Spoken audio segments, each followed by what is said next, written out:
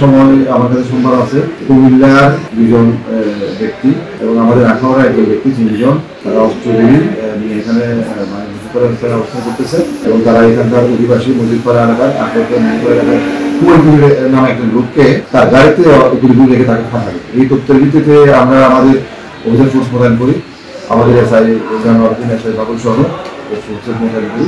তারা একটা অভিযান পরিচালনা করেন কুমিল্লার অধিবাসী এই ঘটনার সাথে জড়িত দুজন আসামি, একজন হচ্ছে হেলাল আর একজন হচ্ছে পলাশ। তাদেরকে আমরা ভিডিও করি এবং তাদের অধিবাসী করে তাদের কাছ থেকে 7.62 mm 28 গুলি উদ্ধার করি।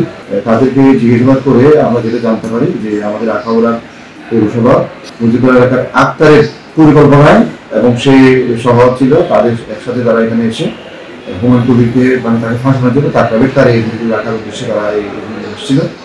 এবং আরেকটা বিষয় আমরা যেটা জানলাম যে এখানে যে হেলাল সে আপনি বিভিন্ন বাহিনীর সাথে চৌসের কাজ করে, র্যাব, পুলিশ, জিবি।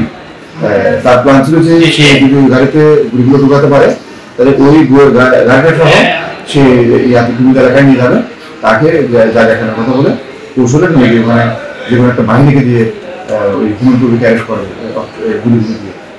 এই তথ্য আমরা এগুলো তাদের বক্তব্য আমরা যাচাই করতেছি। এটার নেপথ্যে আরো কারা কারা জড়িত আছে আমরা এগুলো খুঁজে বের করার জন্য আমরা তথ্য প্রযুক্তির সাহায্য নিচ্ছি, গুপ্তচর নিয়ে করেছি আমরা আজকে।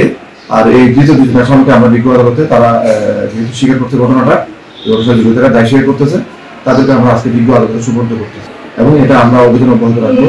আমাদের অস্ত্রগুলো উদ্ধার এবং মানব উদ্ধারের জন্য আমাদের এই চিন্তা চলমান প্রক্রিয়া এটা চলবে।